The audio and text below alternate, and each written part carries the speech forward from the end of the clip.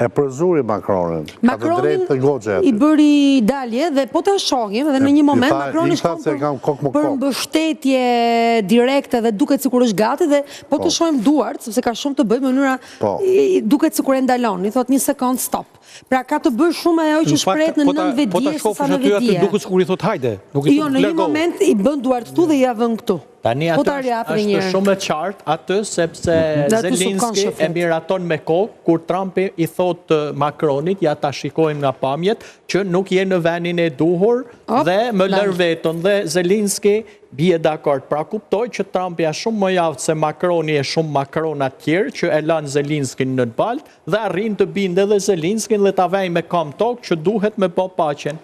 I e përdor bolli thot, i e kesh përdor, tani bota po merr drejtim tjetër. Nuk është punë paqe, se nuk ka paqe. Bëjmë sigur ky Trumpi. Tu po e detyron ti thot Rusi ka arritur aty ku do dhe ti je detyruar të bësh këtë pjesë. Zelinski e quajti çështje interesash. Pra, ky kërkon njohjen e Krimeas, pra kërkon që Zelenski të pranojë që të njihet Krimea sepse i duhet që të bëjë shpime rreth Krimeas për nxjerr naftë edhe gaz. Do ta bëjnë kompanitë amerikane. Dhe kjo lidhet me takimin e Vitkov. Kompanitë amerikane, pra nuk ka të bëjë takimi i Vitkov për këtë ishte para një javë.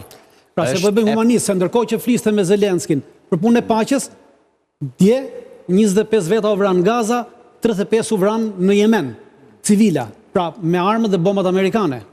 Pra mos ta bëjmë sigur po ky është njeriu humanist i paqes, septon? Nuk ka njeri të shenjtë në tokë. Po po e bën për paqe. Po e bën thjesht për atë që tha Enida, thjesht për interesin e pastër ekonomik të Amerikës dhe asgjë tjetër. Ka thënë edhe Marksi që ishte idealist. Po shumë idealist që ekonomia përcakton politikën. Tani më fal, më idealist se Marksi në pikë. Dhe kërkesa për Krimen nuk ka ardhur nga Rusia, po është ofertë e amerikanëve. Pra nuk ka ardhur nga Rusia kërkesa për Krimen.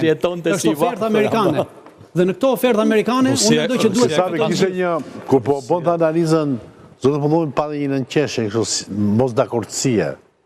Jo, ku qëndron? Idealizmi që Trumpi po bën, po çon tek paqja, unë mendoj që është shumë gabuar në këtë rast, dhe unë mendoj që lojën në përgjithësi për momentin janë duke fituar rusët. Dhe një gjë që më bëri përshtypje te takimi Steve Witkoffit me Putinin, ishte që në një ekran në tavolinë kishim Steve Witkoff, i cili nuk ka asnjë përvojë në diplomaci, thjesht ka shitur shtëpi dhe ka ndërtuar kulla për 30 vjet dhe nga anë përballë tij kishte 3 veta, Steve Witkoff. Përballë tij ishin 3 veta që ishte një Vladimir Putin që ka 25 vite në pushtet dhe 2 këshilltarët e tij, Yuri Ushakov dhe Kirill Dmitriev, ku të paktën 2 prej tyre ndiq shumë mirë që kanë qenë ish oficer KGB-s.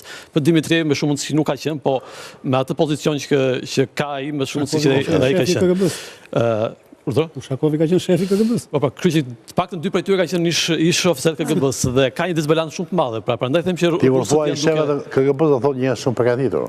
Po janë shumë përgatitur dhe mënyra se si po joshin amerikanët është jashtëzakonisht e zgjedhur, sepse po mundohen të joshin amerikanët me projekte të mëdha për naftën, për gazin, për Arktikun e tjerë, gjë që sigurisht jam i sigurt që kjo është thjesht një mënyrë për të joshur Trumpin dhe amerikanët, po pas 5 vjetësh nuk ka përndodhur asnjë marrëveshje.